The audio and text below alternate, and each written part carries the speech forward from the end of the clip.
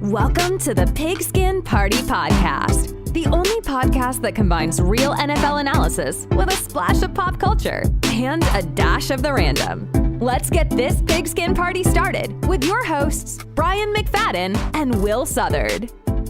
Welcome back to the PPP. It's time for the flavor of the week. My name is Brian. Please subscribe wherever you're listening this. If you're watching this on YouTube, make sure to hit that subscribe button, like, and leave your comments about whether or not you like the silly hat that Will is supposed to be wearing. But I'm going to wear it. We're going to do a jump cut. I'm going to wear it. Oh, I see. Okay, fair enough. So, Will Southard, joining me as always. Just got done with the NFL main episode. How you feeling, man? Good, man. Good. We're definitely going to have to jump cut the hat here in a little bit. But oh, no, we're going to leave it in. We're going to leave your awkwardness forgetting for the second week in a row to put the silly hat on. I didn't forget. In the audio, in the video. Oh, this is purposeful. Okay, fair enough. It's a purposeful jump cut. That's the best. No, I'm good. A lot of fun palate cleansing things to talk about. A lot of lively football and football and whatever you want to call what we just did discussion that went on. So it's a good time. So, well, go ahead. Without further ado, let's go ahead and bring our guests back from the NFL main episode. Nate Orrow, the host of the UNAmerican Football Show from the UK. Nate, how you feeling? You ready to keep on going with this? Yeah, man, I'm raring to go. We've had an hour and a half of talking football, and I'm looking forward to another hour or so. Awesome. And Colum Cronin, co-host of the Irish NFL Show, coming back for his second stint on the PPP. Colum, how are you feeling right now? I'm good. I think Will was surprised I was having a beer in the first episode, but it is the St. Patrick's Day special, and that is oh, look at that! Is magnificent. Lord. So right for those that are listening and not watching, you know what? I'm going to let you guys describe. We'll start with you, Colum. What does Will have on his head right now? I just said Paddy's Day special, and suddenly Will appeared with what can only be described like the scariest leprechaun in the history. Yes, actually, like those leprechaun. I don't know. Do any of you remember those leprechaun horror movies from the 80s? I think. Mm-hmm. Well, Will looks like an extra from one of those with a kind of a half Jamaican, half Irish. It's like a Rastafarian leprechaun horror movie here. That's what I was going for. Rastafarian leprechaun. That's actually that was the description of the hat that I purchased. You nailed it. It's like Bob O'Malley's come on the show, isn't it? Who? Bobo Marley? Is that a Marley brother? Bob O'Malley. Yeah. Bobo Morley. That's his clown brother.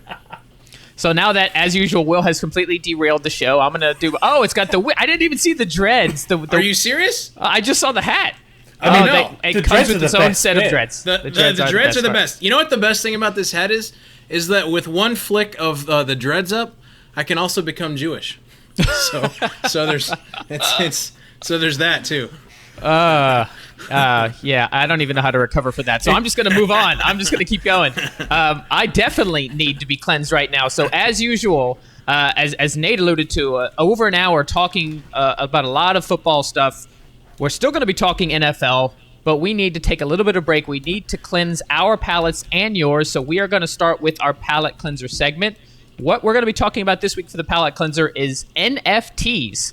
That stands for Non-Fungible Tokens. Yes, I had to Google that because I didn't know what it stood for, and I only just realized what an NFT was. This was Will's suggestion, but I'll start with a description based on, I think I took it from Wikipedia or an article, but this is what an NFT is. It's in the news a lot. You've probably seen it.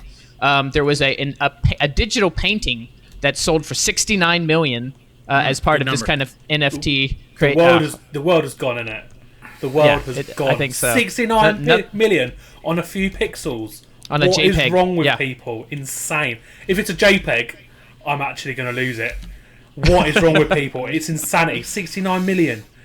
The guy just got more money than sense. So let's tell everybody what it is real quick. Right, yeah. So I'm going to read the description. The reason I'm going to read it is because I didn't know what it was until I looked it up. So NFTs are blockchain-based assets distinguished from other blockchain-based assets, think of like cryptocurrencies, Bitcoin, that kind of thing, in that they cannot be substituted or exchanged for similar items. I actually read an article that compared them in a way to real estate.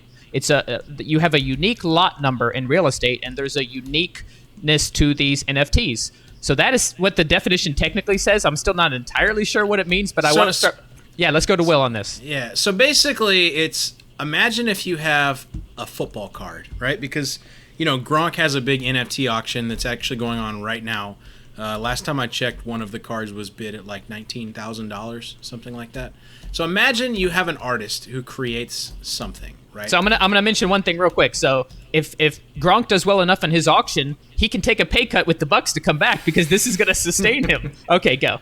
So basically, in the world of actual trading cards, you have the physical card that is worth some value.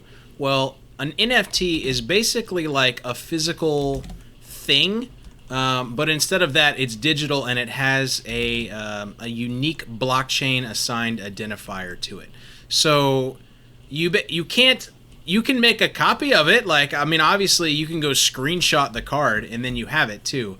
But it has this like digital ownership assigned to it that like is a serial number yours. Kind of thing. Bigger than that. So like that one asset will always display who the current owner is, and just like my Toyota Highlander, there can only be one. So it's one of those things that. So with that Scottish reference, we've now got all of the UK covered here. So yeah, but that's basically it. It's digital ownership assigned to digital assets. So, but the market is crazy. I mean, Colum, Nate, have you guys heard of these NFTs? Yes, I've heard of it because it's become just such a big thing. But it sounds a bit like magic beans because you own it, but you don't own it because it doesn't exist, and you can copy. Like, it's a dick swinging contest. Look, I own it. Like, we're all playing make believe. It's all pretend. You don't even own it. You own a token because they've been bad. I think Kings of Leon did something with their album, right, where you got to buy the token to see you held the token, but you still you either got a digital download or a physical copy. So you didn't own it. You just owned the token to it to say. It's not even like a football card that at least you have the football card. You have the ownership rights to this one piece. I guess it's a way of saying yes, it denotes ownership and that's it. But I have also seen talk today that piece that sold for that 69 million, that there's no proof of transfer of funds as yet. So it potentially is one of those stories. Equally, Grimes just sold a whole load of stuff, and as Will said, Gronk is selling stuff. So there is the interest there. I just wonder if this is something that is kind of floated on that piece, the Beeple piece. So it is going to be really interesting because it could be one of those things that I'm totally dismissing it, and I don't know if Nate, you may have seen this because it was probably more of a UK thing. There was a piece from a Daily Mail headline, I think from like 1998, which described the internet as a fad and something that would disappear. And I could be saying this about NFTs and being like totally dismissing them, and in 5 years' time they could be like everything. That's the thing, right? Is that like, so I mean, I'm into crypto right now, like investing into crypto, and like that's finally catching on, and one day crypto will be as commonly like your grandparents will have part of their portfolio in crypto, right? So I think the people like I'm firmly in the like NFTs are kind of goofy and why would you do that crowd, but if you think about it, right, here's the thing. Some things are current physical assets that are being digitized and then exist. So like trading cards, right? I would much prefer to have the actual physical card if I was going to own assets like that, because you own something. But there are things that can be NFT'd, if that's a word, like Twitch. We're making it a word. It is now. Yeah. Look at Twitch. It's a verb. Twitch streamers, right? So all the clips and things like that. Like if it's a digital already asset and it's only gonna be online, I can certainly understand where something like this would be kind of unique, because think about how much kids would pay to own, like, let's say Ninja goes on like a whatever they do, like a kill streak, and he has this super cool moment, right? You own that. Like, to me and you who are old, like, you're like, who cares? But, like, to kids, that could be a really valuable thing, you know? It's like digital trading cards. And sure, you can copy it, but you can also copy cards, you know? So it's just nonsense, isn't it? It's absolute nonsense. I get what you're saying, like, and obviously, like, the example you've used there with Twitch, like, is actually a really good one because I can see it happening. But it's crazy. I don't understand. I don't understand what people spend their money on. Like, how anybody can watch it at any time, and you've just got like your name in the metadata of the file. How is that worthwhile? It's just insane. I just don't understand it. $69 million on a painting that I can take a screenshot of. There's nothing in this world is unhackable, right? Nothing in this world is unhackable. Well, I mean, blockchain is relatively supposedly. I want to tie this back into sports. I want to tie this back into sports. So it was really timely. Will's the one, obviously, who brought this palate cleanser idea up to me. I was listening to the Bill Barnwell show, his podcast earlier, and they did an episode on NBA Top Shot. So if you haven't heard of NBA Top Shot, it's kind of exactly what you're talking about for streamers, but for the NBA is that they will sell these digital trading cards of highlights. The NFT is a highlight of a particular player. Let's say LeBron dunks over somebody and it's epic, whatever, that kind of thing. And eventually I could see the NFL doing the same thing. Here's what I'll say with reference to value. So this is someone whose main career is in real estate. Value is entirely what someone is willing to pay for something. Just because something doesn't physically exist, if there's a demand for it, $69 million is insane. But apparently somebody thought this was worth $69 million to be determined if it actually goes through, like Colum said. But that's really what value is we have to rethink what we think of value. In New York City, a studio apartment downtown will be worth 3 times as much as a 5-bedroom, 3,000 square foot house in Kansas, right? So the physical things are completely different, but the value lies in the demand itself. That's my NFT guess there. In the future of that is like, what's the way? Because those things are valuable because it's as Colin mentioned, it's the dong factor, right? There will be some way factor. That you can. That's the technical term for it.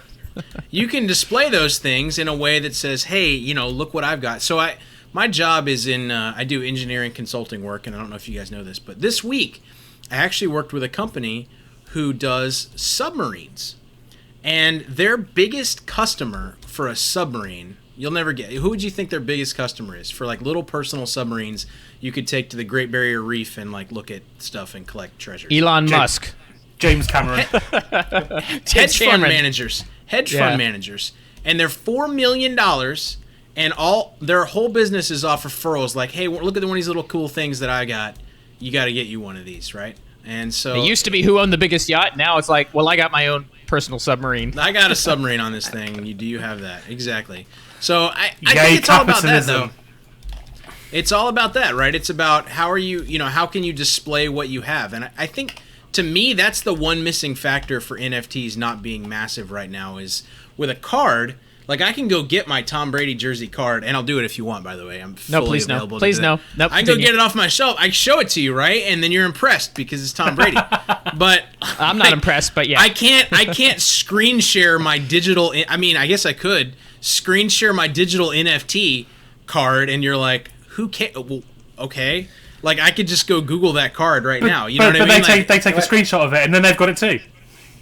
Right. Well, kind of. Except, I guess the tag or whatever that links that, like, you can look up who the actual owner is. You can take all the screenshots in the world, but I guess there's a directory where this is kept. It says it right underneath it. So the Gronk card, if you go to the Gronk card right now, number one, it's not just a static image. It like builds itself. Like, he comes in and like moves, and it's got all this like fancy stuff.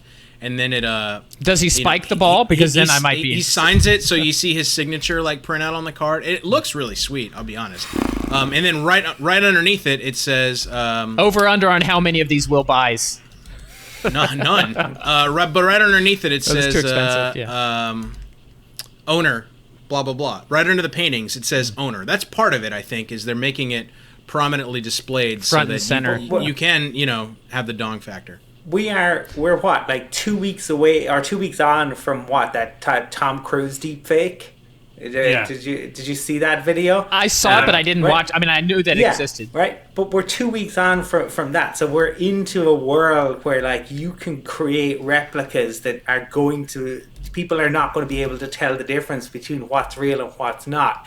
So you're paying all of this money, and it is, as Nate said, everything is going to be somewhat hackable or so. And Brian, in terms of like value can change. Like we know the story, the 100-year-old or few 100-year-old story of the Amsterdam tulip market, and a seafront. Us Americans I don't feel like we don't know that story. We don't know that. We have no idea what you're talking about. It's based in Europe, so these guys have no idea. No clue. The Amsterdam tulip market, yeah, of course. Okay, so it was like the first kind of rush. So basically, it was like how it started. Like tulips became ridiculously expensive for a time, right? And people were trading like in this because this was it, and then it just completely collapsed. Like out of just spectacular rise.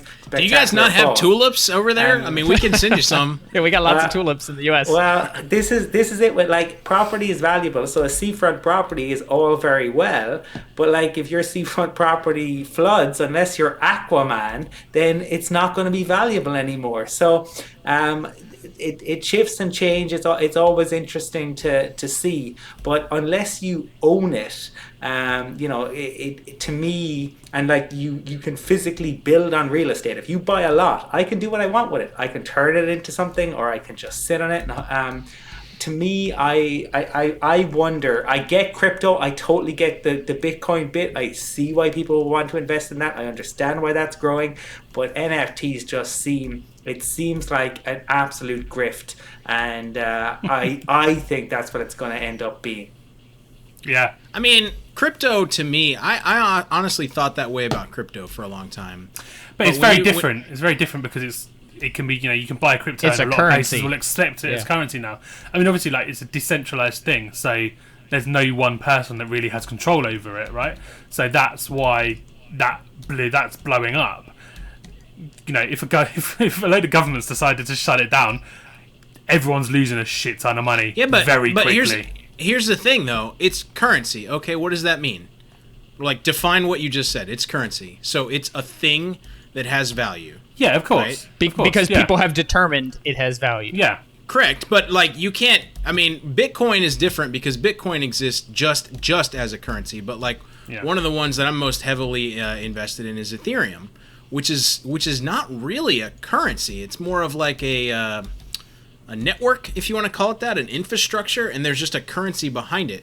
So I mean, NFTs, you could say, hey, this NFT is worth $20 million.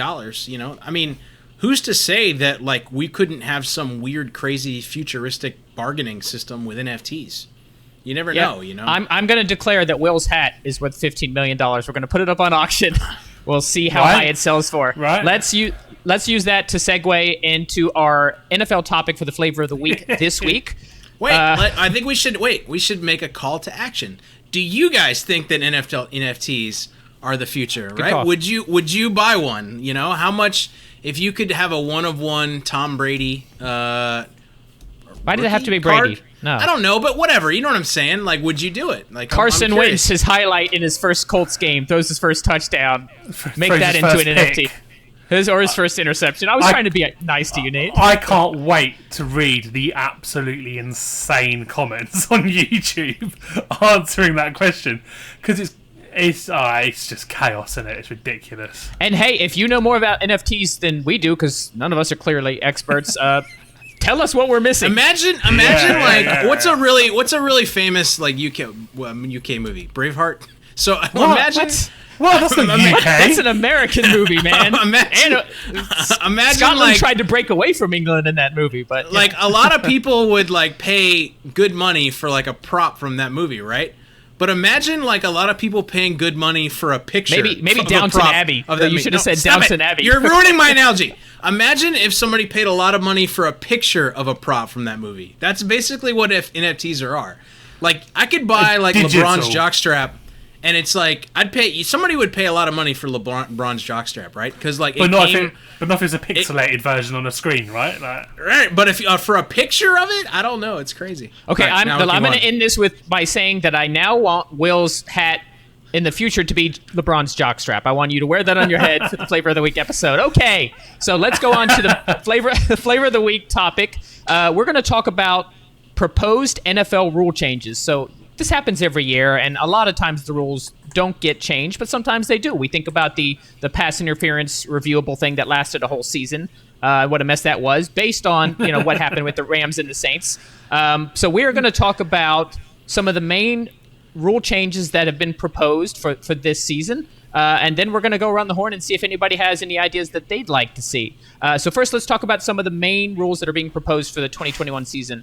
First is actually a rule that was initially proposed last year, and that was we're trying to do away with the onside kick. They've been trying to figure out ways to make it safer because it is a very violent and very highly unlikely play in the first place. It's just so rare. Like what's the point? Almost. Try telling Pat McAfee that. True. Or who was it? The Falcons and the Cowboys this year. Yeah. Somebody tell the Atlanta they can touch the ball. Anyway, so one of the proposals that came out last year that didn't pass, but is being proposed again this year, is so the teams would get the option to do 4th and 15. I think from their own 30 or something like that. But the idea is you have after you score, you can choose one play. If you get more than 15 yards, one down, you get to keep the ball and try to go from there. So thoughts on the 4th and 15? Nate, we'll start with you on this. Do you think it's reasonable? Do you think it could pass? Would you like to see this? I like onside kicks, to be honest. But that's seeing McAfee kick a few doozies on a regular basis. 4th and 15 instead of an onside kick. It's interesting. It's interesting, isn't it? Because you're probably gonna see plenty of cover standing back. You're not going to see a running play, so you might have a one guy in the backfield and see a little play action. It seems, how many teams go for it on 4 and 15? Everybody that has a good offense. You know what the conversion? Andy Reid would. The Chiefs would. What? You know what the conversion rate for onside kicks is? Like, 4th and 15 is not that bad. Like, imagine if you're playing the Chiefs and like, you're like, well, shit, they're gonna get a first down again. You know what I mean? Like, it's not that bad, really. I'm a big fan of that rule because it's just so. Like, honestly, here's the reason that did they put any kind of like it has to be inside the last 2 minutes or something to do that? Because if you give the teams the option of just taking 4th and 15, I'm not sure Kansas City would ever give the ball back. I think it has to be within a certain time frame left in the second quarter or the fourth quarter. It's not just any time. Inside the 2 minute warning, that's a great idea. Yeah, because that's real like balls to the wall, sling it or surrender, right? I love it. And of course, and if you don't get it, the other team gets the ball right there. So there is a risk, not just that you don't get it, but instead of getting the ball at midfield or whatever, they're getting the ball at your own 30 or 35, whatever the idea was. So there is a noticeable risk there. I imagine like the other offense never getting a play. As Mahomes just the score's like 400-0. The Jets next season. The Jets the whole season never play at all. Yeah, that'd be great. Awesome. That'd be so funny. Now, I like the idea. I think it adds an extra element of spice. It'll make the game more entertaining. I don't really want to watch onside kicks just because they almost never work. We have the nice little anecdotes here and there of them working, but they're so rare.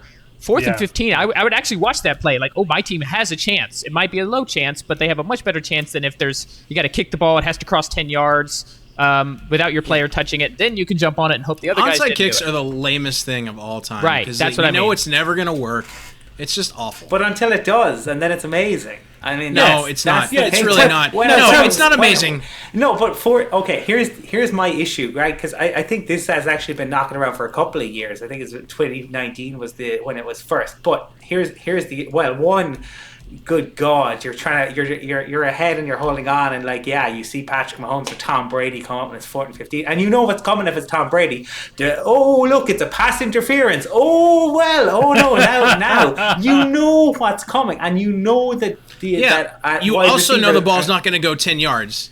And it's going to be the lamest thing of all time. Yeah, but it's going to be pass interference. Like, I can absolutely see wide receivers selling the pass interference on this, and this is my worry, where you're going more towards referees getting to decide again, and do you trust referees to judge pass interference correctly? Because I can't tell what it is. I know less about pass interference than the league knows about what is and isn't a catch, and that is my issue with this. I can see it becoming like this just unending series of pass interference, and the game goes on even longer. Yeah, I agree. I think that would have to be addressed when it comes to that is a very valid issue. So speaking of the referees, I want to bring up the next proposed rule now, and that is to make roughing the passer reviewable. So thoughts on this, guys? So the idea, real quick, would be that just like pass interference was for a whole year. Yeah.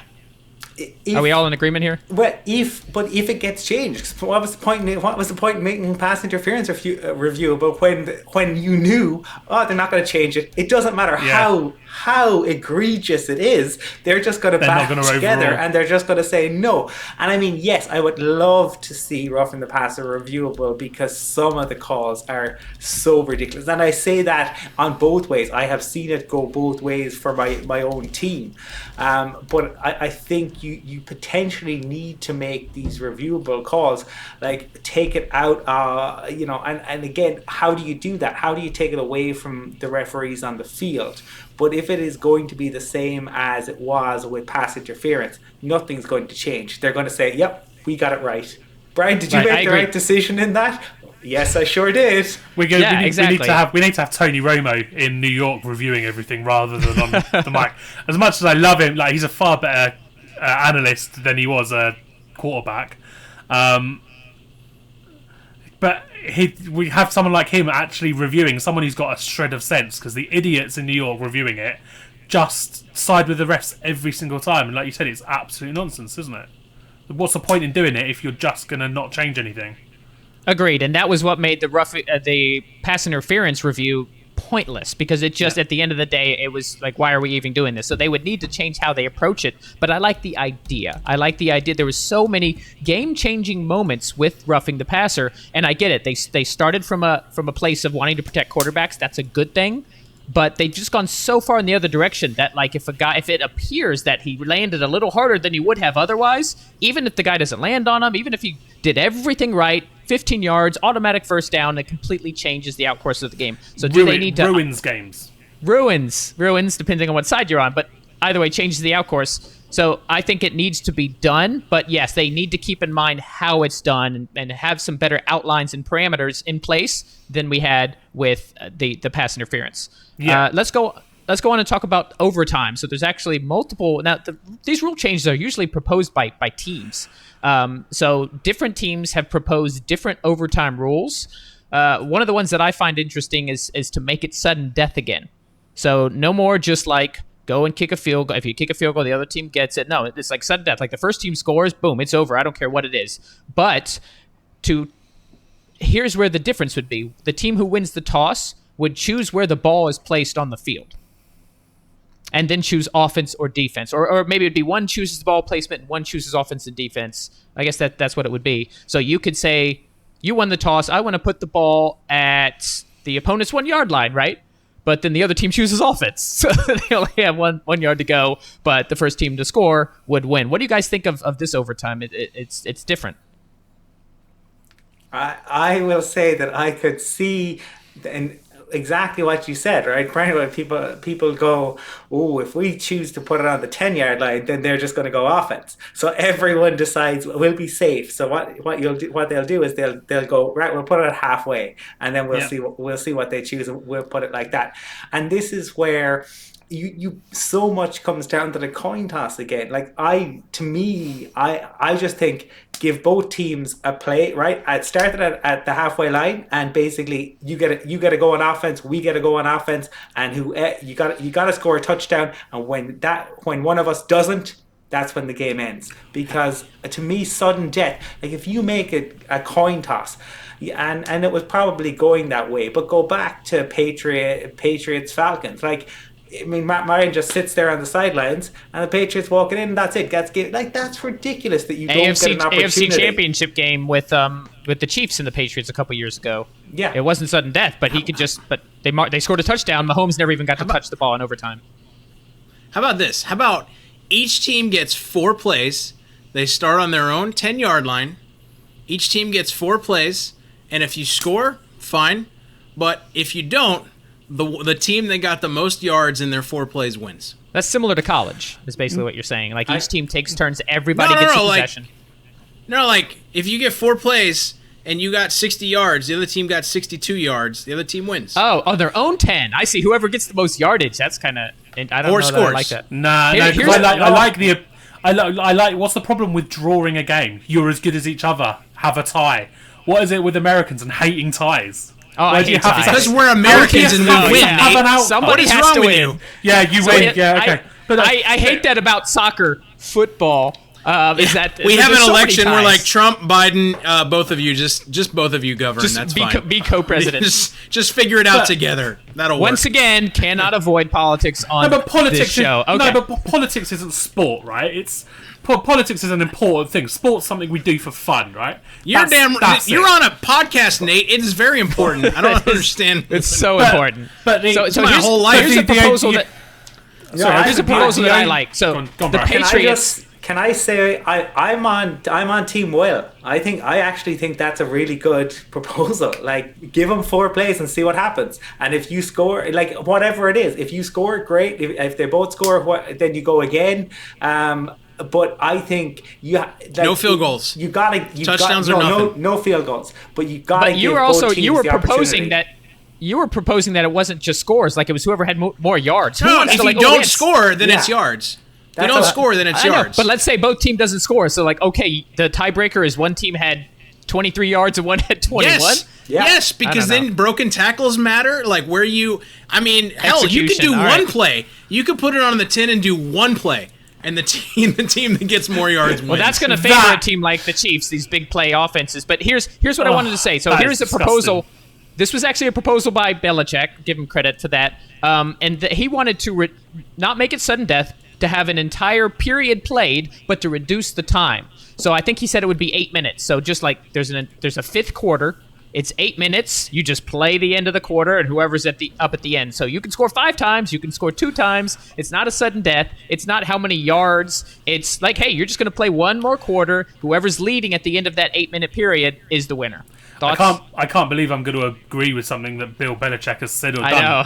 But yeah, that is the fairest. That is the fairest way, I think. Just have another, however long, 10, 15 minutes. I don't care how long it is. Well, 15 minutes probably not, because it's going to be 45 in real time, isn't it? But another 5, 6, 7 minutes, whatever. Both teams can have the ball multiple times. Whoever's winning at the end wins. If it's a tie, it's a tie. Done. Yeah. Because at the end of the day, if you're minus the tie part, but if the teams trading scores, neither defense is really at the races. It's 42-42 going into overtime, and it's 42-42 or 49-49 at the end. Why do we have to have a team that wins? Those teams are so equally matched. A tie is the fairest result. I'm not your politics presidential election analogy. I enjoyed it, but it's nonsense. Especially with the hat he's wearing. You can't take anything he says seriously. Let's move on. Okay, go ahead. Just one quick thing. If they did that and no field goals, right? Because otherwise, the ball up the jersey, run. Yeah. Okay, I like that. And then kick it with 3 seconds of clock. Yeah, I like the no field goals rule on that. I do. It makes the last 10 minutes, however long, much more interesting. I'm 100% in agreement with that. But you can't get rid of ties. That's just crazy. How about a rule that says if you're within the 20, you can't kick a field goal ever in a football game? How about that rule? If you're in the opposition half, you can't kick a field goal.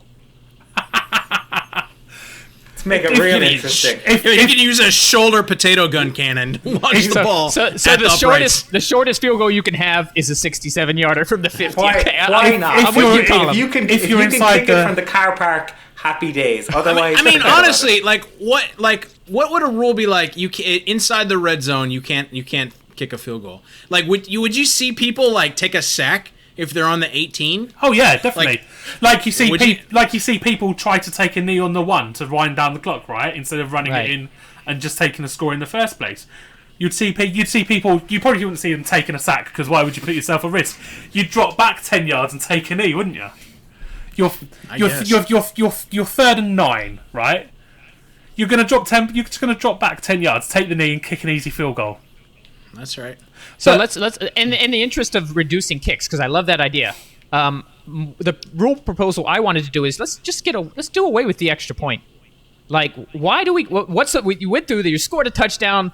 Oh, and you're going to see if you can kick the ball through the goalpost for a single point. Like, who cares? Let's just do away with kickers and uprights. That's fine. No onside. But that's what we're leaning towards. We want to do away with onside kicks. They're already trying. The kickoff is very dangerous. They've already moved the kicker back for extra points. Let's just get rid of kickers. Listen, any sport that involves kicking a ball a lot is not very awesome. Right, let's be honest. Right. It's really boring. Enough of that. Be quiet. Especially if the ball is like round and black and white. Yeah, it's bullshit. I sort of like that. I get where you're coming from because it is kind of boring. But how about this to make it actually interesting? 3 points if you go for it rather than 1. For the conversion, like get a 3-point conversion, move the ball back a little bit. Okay, I could do that. Or field goals beyond a certain distance are awarded more points. Yeah. Like beyond 50 is worth 4, and beyond 60 is worth 5. Let's have fun. One of the leagues, the XFL or AAF, they had a thing where, based on how close you were and the point after, you get more points. Like 1 point if you're at the 2. 2 points if you're at the 6. That's cool. I could be down with that. How about inside the 20, your kicker has to wear a blindfold? Okay. He has to turn his helmet around backwards. Are we spinning him around as well as he runs the ball? That's right. We spin him around a bottle, and then you got to kick it. Hey, if Fitzpatrick can complete a 40-yard pass without looking, then these kickers should be able to make a 37-yard field goal without looking. I love it. The ball has to be spotted with the laces in. Just Ray Finkel would have a problem with that.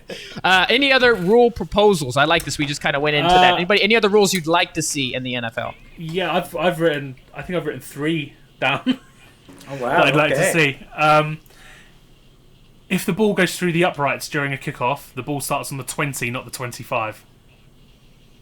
Ah, okay. Like Sebastian Janikowski used to do that. Which functionally does what though? Honestly. All right, 15.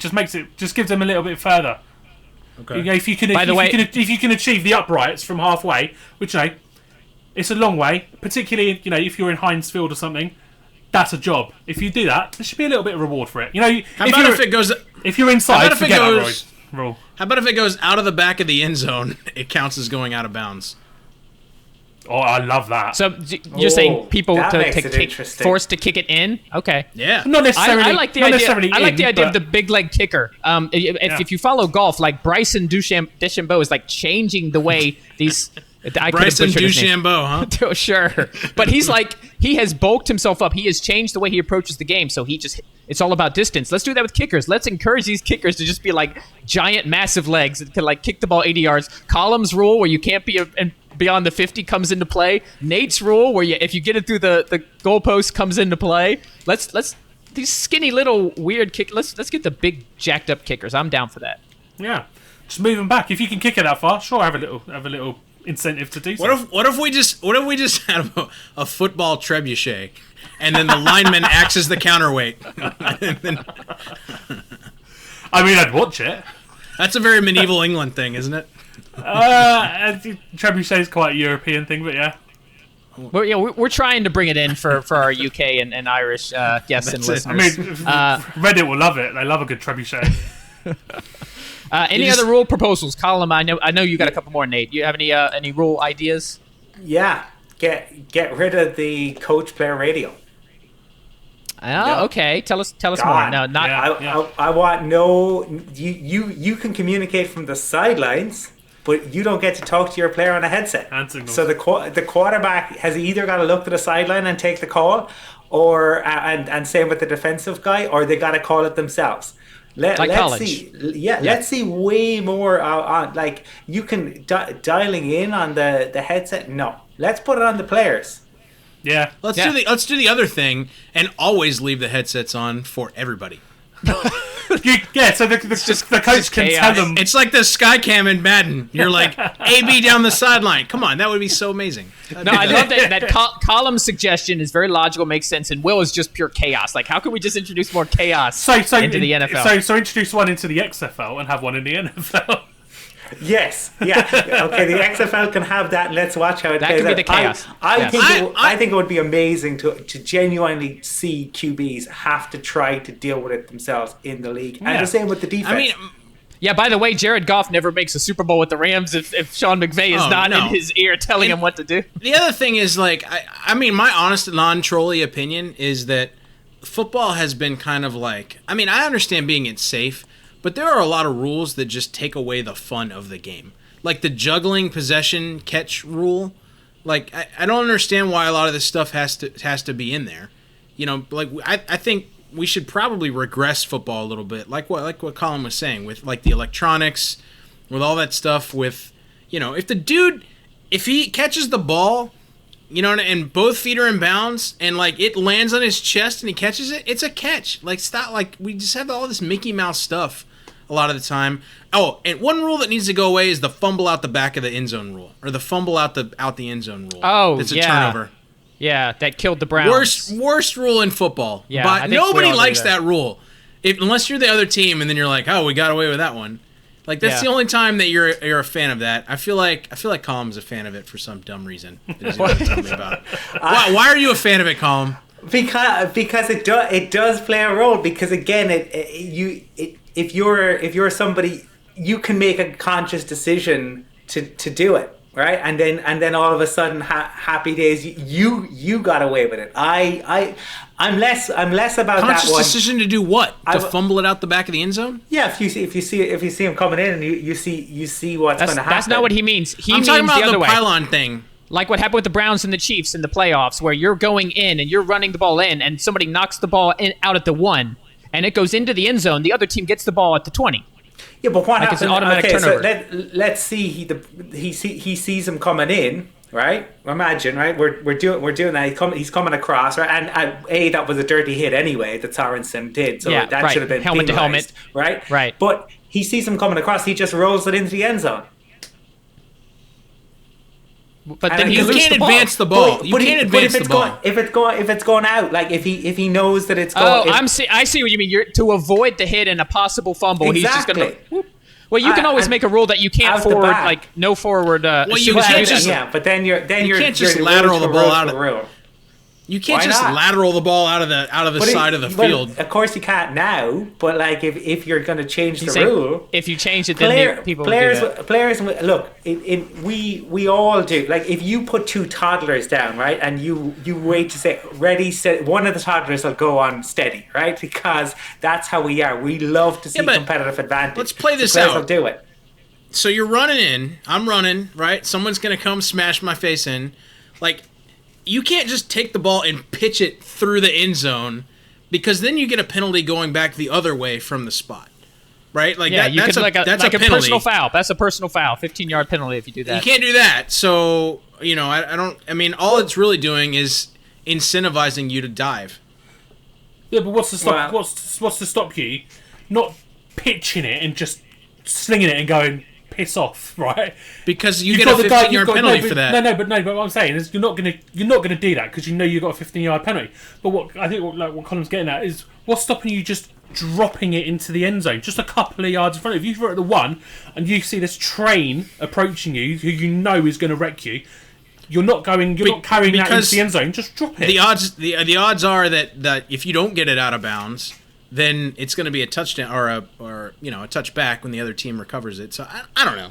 I think that nobody's happy about that rule ever. But you'd rather just drop it into the end zone, have the other team pick it up, and then they come out 20 yards or whatever.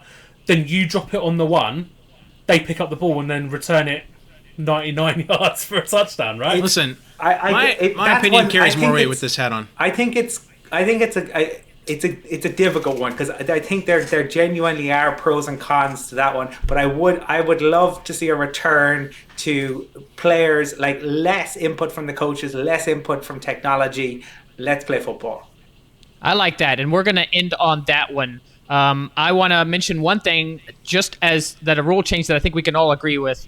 So the Buffalo Bills proposed in an effort to increase diversity hiring. We were all around Eric Bieniemy and how could he possibly not get a head coaching role, but he was up until the Super Bowl. He couldn't be interviewed. He couldn't go any of that. So their proposal is teams, anyone with a coaching vacancy, whether it's coordinator or head coach, would have to wait until the conference championship games begin to begin interviewing, and they would have to wait until after the Super Bowl to hire a head coach and a coordinator. The idea being that a lot of these minority candidates who have just been on successful teams and have kind of missed the shot because these teams are so eager to hire would have a better shot. So I'm going to end on that note. Guys, thank you so much. The show was awesome, as I knew it would be. Nate Orrow, make sure to check out his podcast, The Un-American Football Show. I've been a guest on there a couple times. Colum Cronin, coming back again. Awesome as always. Make sure to check out his show, The Irish NFL Show. Guys, thank you so much for coming on. Will, thank you for picking another funny hat to put on your head. I expect to see LeBron's jockstrap